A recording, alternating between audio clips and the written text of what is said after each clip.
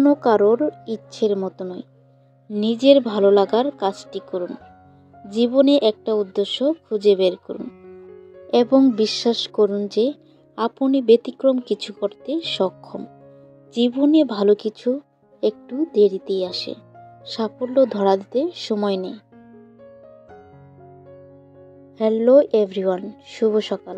আপনারা সবাই কেমন আছেন? আশা রাখছি আপনারা যে যেখান থেকে বসে এই মুহূর্তে আমার ভিডিও দেখছেন সবাই অনেক ভালো আছেন, সুস্থ আছেন এবং নিরাপদে আছেন। আলহামদুলিল্লাহ, আমিও ভালো আছি। চলে আসলাম নতুন আরেকটি ব্লগ ভিডিও নিয়ে। আশা করি আজকের ভিডিওটি আপনাদের কাছে ভালো লাগবে। অনেক দিন ধরেই চেষ্টা করি পড়াশোনা স্টার্ট করব, কিন্তু তা হয়ে ওঠে না। তাই আমি প্রবল পরিকল্পনাবদ্ধ হয়ে আজ থেকে পড়াশোনা করতে শুরু করলাম। ভাবলাম আর নয়, এভাবে আর চলবে না। একটু একটু করে পড়াশোনা আমার করতেই হবে। প্রতিদিন যদি একটু একটু করে পড়ি, দিন শেষে কিন্তু অনেকটাই পড়া হয়ে যাবে। কথায় আছে না, ছোট ছোট বালুকণা বিন্দু বিন্দু জল গড়ে তোলে মহাদেশ সাগর অতল। মনও চায় না যে একটু পড়াশোনা করি। আর আমাদের মতো গৃহিণীদের তো আবার সংসারের ঝামেলা পোষাতেই হয়। সংসারের ঝামেলা থেকে নিস্তার নেই আমাদের মতো গৃহিণীদের। আর যদি থাকে পড়াশোনা, তাহলে তো আর কোনো কথাই নেই। সংসার সামলানো আর পড়াশোনা করা অনেকটাই কঠিন হয়ে যায়। তাই ভাবলাম এখন থেকে একটু একটু করে স্টার্ট করে দিই পড়াশোনা। দিন শেষে কিন্তু কষ্টের ফল পাবো ইনশাল্লাহ। এখন কিন্তু দিনের সময়টা অনেকটাই কম। ফজরের নামাজ পড়ে একটু হাঁটাহাঁটি না করলে আমার ভালোই লাগে না। এটা বলতে পারেন এটা আমার চিরন্তন অভ্যাস। সকালবেলা হাঁটাহাঁটি না করলে আমার কোনো কাজই যেন মন বসে না। কোনো কাজ করতেই যেন প্রফুল্ল মনে হয় না। সকালবেলা একটু হাঁটাহাঁটি করে আর কি একটু পড়াশোনা করার চেষ্টা করি। সকালবেলা অতটা পড়াশোনা হয়ে ওঠে না, একটু হালকা টাচ করি মাত্র।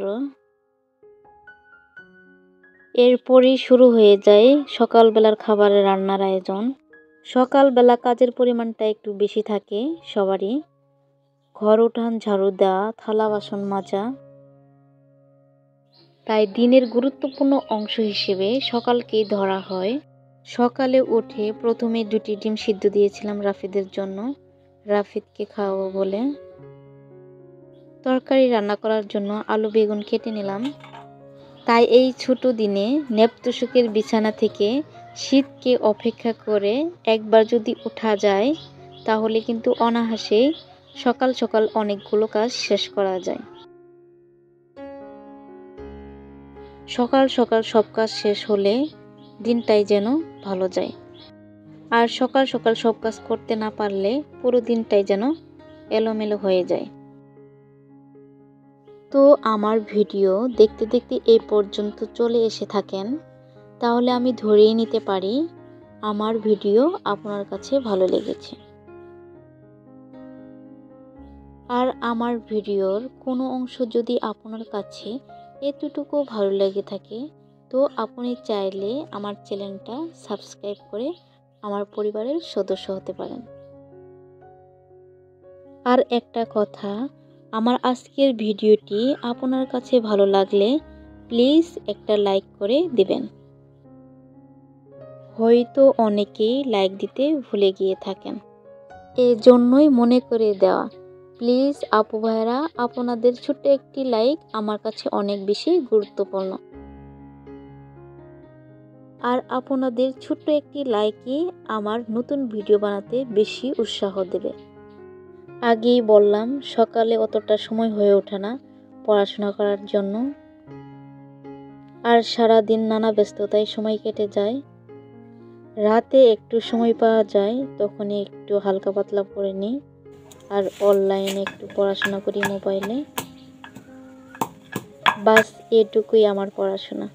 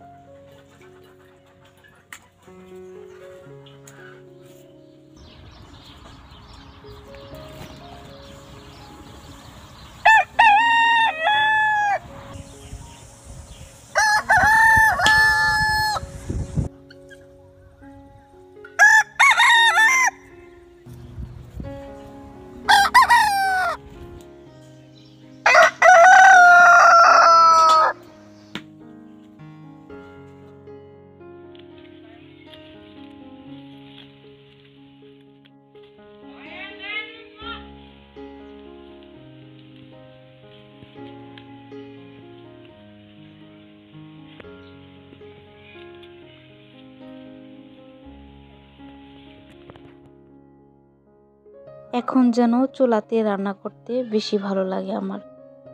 গ্যাসের চুলায় অতটা রান্না করি না, মাঝে মাঝে রাফিদের জন্য একটু রান্না করি। মাটির চুলায় রান্না করতে বেশি স্বাচ্ছন্দ্য বোধ করি। আমার মতো কার কার মাটির চুলায় রান্না করতে বেশি ভালো লাগে অবশ্যই কমেন্টে জানাবেন। আজকের সকালের মেনুতে থাকবে ছোট মাছ তরকারি, জলপাই দিয়ে টক রান্না আর ছোট মাছ ভর্তা। মাছ দিয়ে জলপাই রান্না এর আগে কোনো দিন রান্না করা হয়নি, জানতামও না মাছ দিয়ে জলপাই টক রান্না করা যায়। এই প্রথম রান্না করলাম। প্রথমে একটু ভয়েই ছিলাম কিভাবে রান্না করব আর রান্নার পরে কিরকম লাগবে, একটু ভয় কাজই করেছিল। আর রান্না করার পরে কেউ খাবে কি না খাবে এ নিয়েও সন্দেহ ছিল, এর জন্য আর কি জলপাইয়ের টকটা একটু কম রান্না করেছিলাম। কিন্তু না, রান্না করার পর জলপাইয়ের টক কি সবাই খেয়েছে। আসলেই নতুন জিনিসের প্রতি সবারই কিন্তু একটা এক্সট্রা আকর্ষণ থাকে। মনে ভয় ভয় নিয়ে রান্না করার পরেও মাশাআল্লাহ জলপাইয়ের টকটা অনেক সুন্দর হয়েছিল, খেতে অনেকটাই মজা হয়েছিল। এখন আমি কৃতজ্ঞতা জানাই সে সকল আপু ভাইদের কাছে যারা আমার এই ছোট্ট চ্যানেলটাকে আপন করে নিয়েছেন। আর যারা আমার চ্যানেলে নতুন ভিজিট করেছেন, যদি আমার ভিডিওটি ভালো লেগে থাকে প্লিজ সাবস্ক্রাইব করে আমার পাশে থাকতে পারেন। আর যারা এই কাজটি অলরেডি করে ফেলেছেন তাদেরকে জানাই অসংখ্য ধন্যবাদ আমার পাশে থাকার জন্য। আপনাদের সাথে কথায় কথায় আমার রান্না প্রায় শেষ।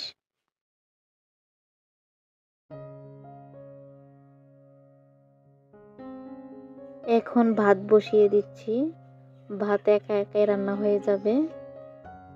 একটা মোটা ডাল চুলায় দিয়েছি, এতে আস্তে আস্তে ভাত হয়ে যাবে, সমস্যা নেই। এদিকে ভাত হচ্ছে, অন্যদিকে অন্য কাজ সেরে নিলাম। এই ছিল আজকের সকালের খাবারের মেনু।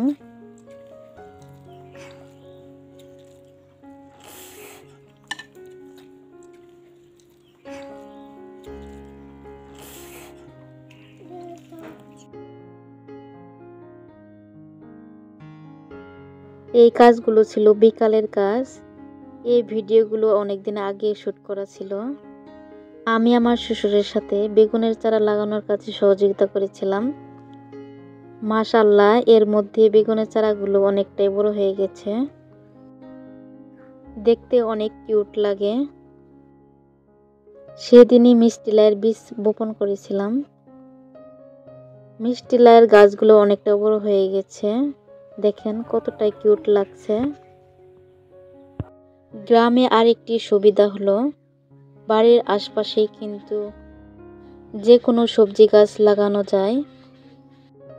বাজার থেকে অতিরিক্ত টাকা পেমেন্ট করে কিনে আনতে হয় না, ফ্রি বাড়ির আশপাশ থেকেই আর কি শাকসবজি পাওয়া যায়।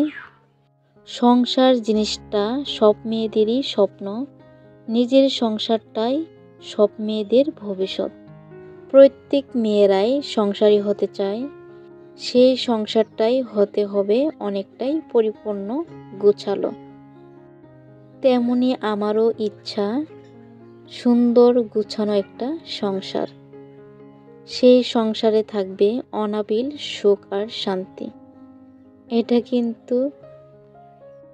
এটা কিন্তু বাস্তবে হয়ে ওঠে না, এটা শুধু অধরা স্বপ্ন হয়েই রয়। জানি না আজকের ব্লগটি আপনাদের কাছে কেমন লেগেছে। ভুল ত্রুটি হলে ক্ষমার সুন্দর দৃষ্টিতে দেখবেন। আজকের মতো এখানেই বিদায় নিচ্ছি। দেখা হয়ে যাবে নেক্সট কোনো নতুন ভিডিওতে। সেই পর্যন্ত সবাই ভালো থাকবেন, সুস্থ থাকবেন এবং নিরাপদে থাকবেন। আল্লাহ হাফেজ।